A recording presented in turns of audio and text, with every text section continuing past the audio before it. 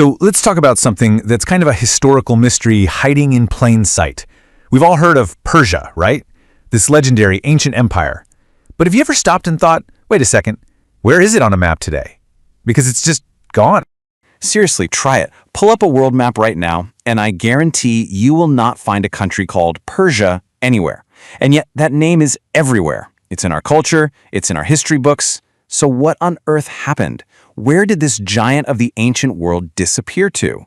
The name itself just feels so rich with culture, doesn't it?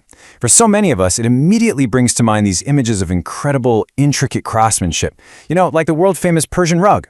It's a symbol of artistry and luxury that people have treasured for literally centuries. And it's not just rugs, right? The name pops up in other places we know really well. Think about the elegant, iconic Persian cat. That's a breed that's recognized and loved all over the globe. And then, of course, there's the big one. History. The mighty Persian Empire. We're talking about one of the ancient world's absolute superpowers, a civilization that literally shaped the course of history and went head-to-head with giants like Alexander the Great. Okay, so here is the key. The secret to solving this whole mystery is understanding one really simple but powerful idea. For thousands of years, this place basically had two names at the exact same time. There was a name for the outside world and a totally different name for the people who actually live there. And this slide right here breaks it all down perfectly. On one side, you've got Persia, a name that came from outsiders, from foreigners. And on the other side, you have Iran, the name the people themselves had been using for their homeland for, well, millennia. So the name Persia is a classic example of what's called an exonym. You can think of it like a nickname given by outsiders. It actually came from the ancient Greeks. See, they mostly dealt with the ruling tribe from a southern region called Persia, so they just went ahead and used that name for the entire massive empire. But in complete contrast, Iran is the endonym. That's the real name, the authentic one used from the inside. It comes from an ancient term, Aryanum, which means land of the Aryans. And it's how the people of that land have seen themselves and their home for thousands of years. For centuries, this whole two-name system worked just fine. Nobody really had a problem with it. So what changed? Why all of a sudden in the 20th century did this become such a big deal that it had to be fixed? Well, the answer, as we're about to see, is found in a moment of profound national crisis. By the time we get to the early 1900s, the country the world knew as Persia was in some serious trouble. Its government was incredibly weak, its army was old-fashioned, and its economy and resources were basically being carved up by foreign powers, especially Great Britain and Russia, who were locked in a competition for control. This quote really hits the nail on the head. You have to understand this context. The nation was at an absolute low point, just a shadow of what it once was.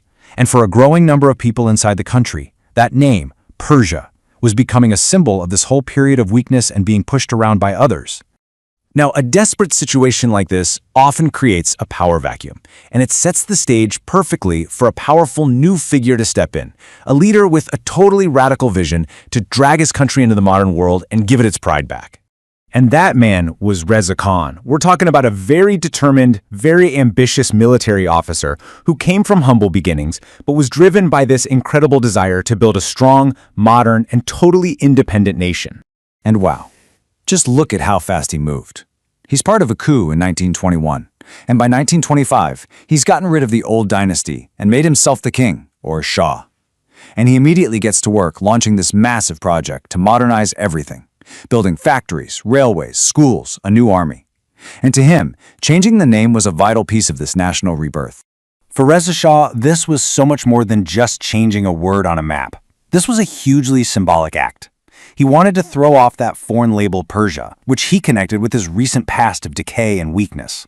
And instead, he wanted to embrace Iran, the authentic, ancient name that stood for a new beginning of strength, unity, and self-determination. And so, it happened. On the first day of spring in 1935, the government sent out an official notice to embassies all around the world. The request was simple, direct, and totally historic. From now on, please call our country by its true name, Iran. So, what happened? How does the world react when you tell them to stop using a name that's been around for over 2,000 years? And where do these two names, Persia and Iran, stand today? Well, officially, the world complied. Mapmakers got to work updating their maps, diplomats changed their official documents, and Iran formally took its place on the international stage under its own chosen name. But, come on, a name with thousands of years of history and cultural weight behind it doesn't just vanish overnight. Persia was way too deeply embedded in the global consciousness to just disappear. I mean, think about it. People weren't going to suddenly stop talking about Persian art, or Persian poetry, or Persian food. The historical and cultural legacy was just too powerful. These things are tied to a civilization that's much bigger than any modern political name change.